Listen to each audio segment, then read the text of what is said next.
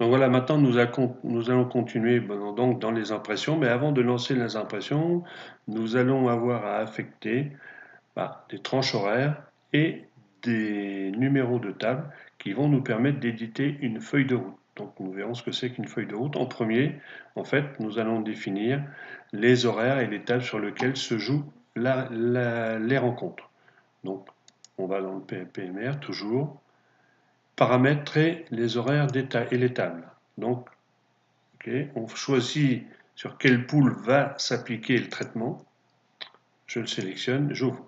Donc là, vous voyez apparaître un écran avec des explications ici. Donc pour les horaires, donc en premier, définir la durée d'un tour en minutes. Donc on va changer. Par défaut, c'est 30 minutes, mais on va mettre pour un championnat jaune, on va mettre 25 minutes par exemple, ici. Ici, l'heure de début de rencontre. Donc c'est 14 heures, on va mettre 15 heures pour changer, pour voir la différence. Donc quand on a choisi sur la première ligne ici l'horaire, on se positionne ici après les deux zéros de l'heure et on valide.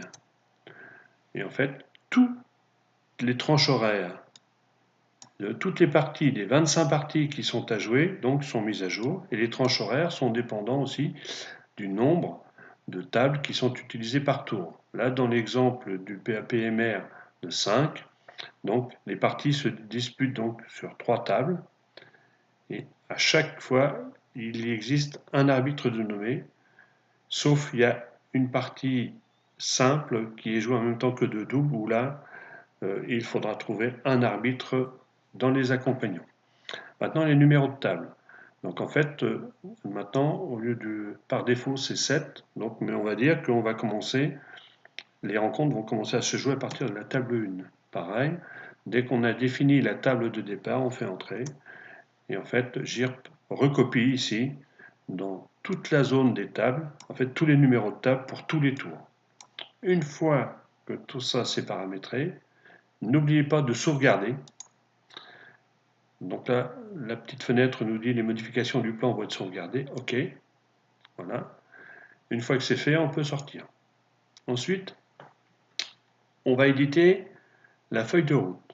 Alors la feuille de route, vous allez avoir toute la liste des parties qu'il y a à disputer dans l'ordre où elles ont été définies dans le plan d'arbitrage personnalisé. Donc, pour être plus explicite, nous allons aller dans les éditions, fiche de composition d'équipe, ça, pour voir si vous en avez besoin. La feuille de route, voilà. Donc ça va s'appliquer à la poule 1, par exemple. Donc je la sélectionne, je fais ouvrir. Demande si je veux le libellé complet des équipes, de préférence à celui des onglets. Moi je préfère celui des onglets, celui qui est là. Voilà. Donc là vous retrouvez la fameuse feuille de route avec le numéro du tour, le numéro de la table, l'horaire, quelle rencontre est affectée par ici par la partie qui est là. Ici donc on a la partie Buet-Comard et c'est Dumoutier Clément qui arbitre. D'accord.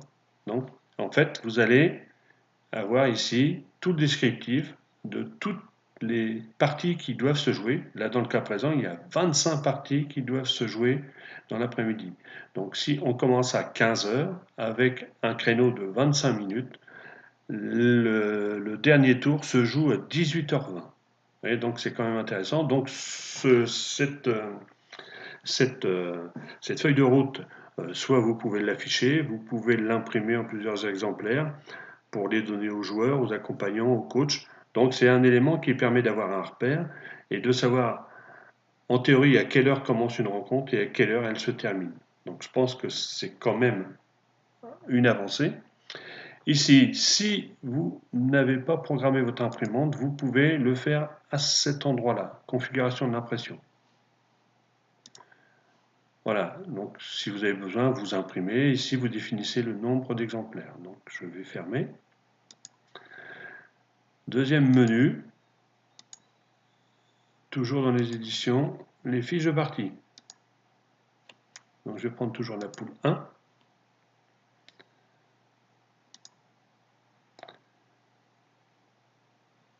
Donc je peux avoir toutes les fiches suivant l'ordre des feuilles. Voilà. Donc là ici, vous avez toutes les fiches de partie qui vont être éditées dans l'ordre des feuilles. Donc ça vous permet après de faire le tri facilement puisque ici, dans la partie haute à gauche, nous avons ici la première partie, la deuxième partie, la troisième partie, la quatrième partie ici, et ça vous donne la rencontre qui est concernée, le numéro de la partie qui est concernée. Donc c'est aussi un élément intéressant, et avec l'arbitre tel qu'il a été défini dans le plan d'arbitrage. Donc, même possibilité que pour la feuille de route, hein, pour les impressions, pour définir l'imprimant. Donc, on ferme le module. Voilà. Donc là maintenant, on a imprimé tout ce dont on avait besoin. On peut regarder le reste des impressions. On peut avoir les feuilles sans score, des feuilles vierges, récapitulatif des résultats, récapitulatif des arbitrages, et puis les feuilles complètes. Alors les résultats pour l'instant ça ne donne pas grand chose puisqu'on n'a pas de score. On n'a pas de score, donc pour l'instant ça ne va pas donner grand chose. Donc voilà, donc maintenant toutes les impressions sont faites, les feuilles de route sont affichées, les fiches de partie sont données, donc les joueurs peuvent aller au table.